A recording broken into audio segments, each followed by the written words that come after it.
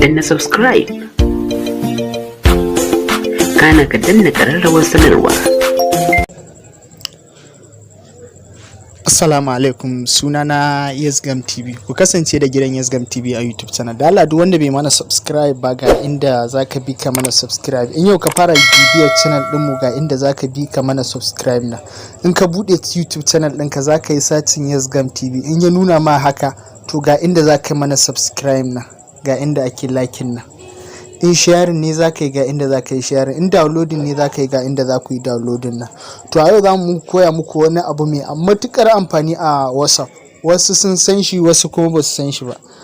Shi abin nan da nake cewa zan koya muku a WhatsApp yanda ake sa blue tags after reply. Abin da ake nufi da blue tags after reply a WhatsApp, zaka iya turo min sako watakila ina wani uzurin a WhatsApp, to babu yanda zan iya daga sakonka kuma in mance, sai kaga kai kuma daga can na daga ma sako, a'a ya aka yi mun maido ma sakon nan ba, kai kuma ranka zai dan ma baki, ka dan samu bakin rai, ka dan bata ranka saboda na tura wa na sako bai maido mun ba.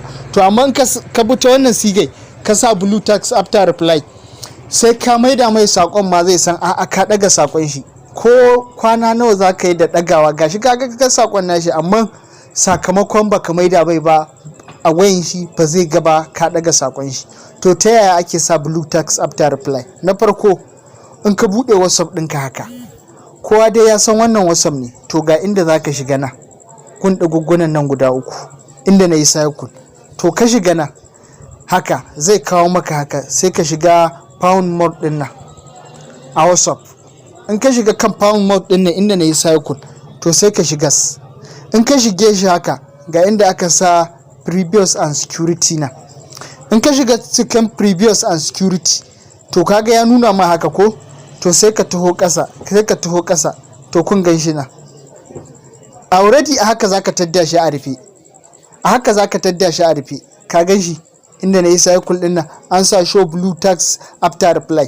Shi abin da ake nufi da blue tags after reply, ko ka turo min sako a WhatsApp, ko dai abokina ko dai dan uwana ko dai budurwata ta turo min sako, to sai wani uzurin ya ɗauke ni, to in ya ɗauke ni ban maida mata sakon nan ba, ko ban maida ma sakon nan ba, dole zaka dan ji haushi saboda ka daga sako na baka maido min ba. To amma in ka sa shi gashi na daga sakon, kai kuma can wanda ka turo min sakon ba za ka gani ba na daga, to in ka zo ka bude su haka sai ka danna haka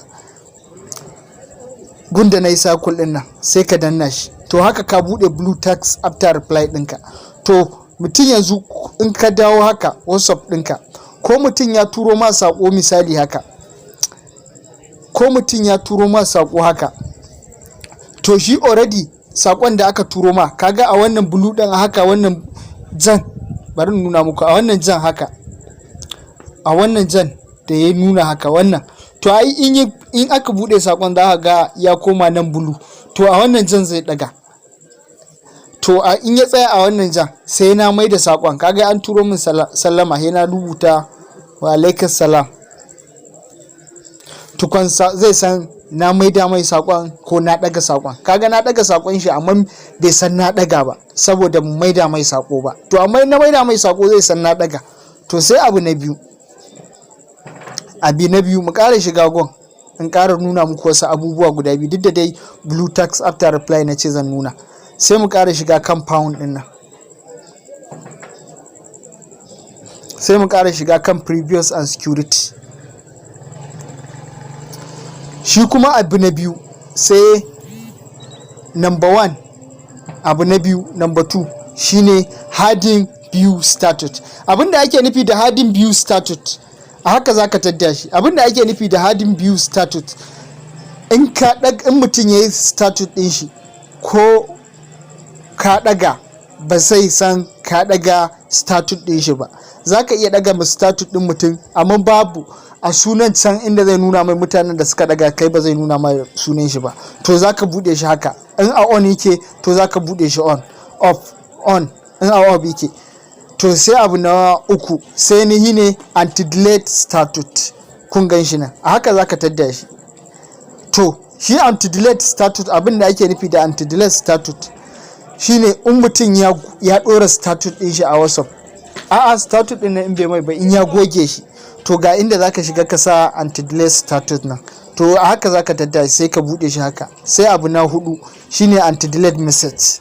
Shi abin da ake nufi da anti-delete message, in mutum ya turo ma sako ba zai goge ko ya goge sakon to kai a wayanka ba zai yi. To ta nan ne zaka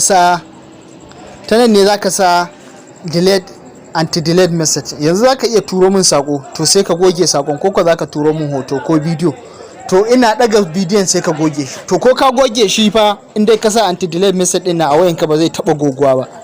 To duka anan muka kawo karshen bidiyon mu. Da Allah duk wanda bai mana subscribe ba a YouTube channel din mu ya mana subscribe. Mun gode.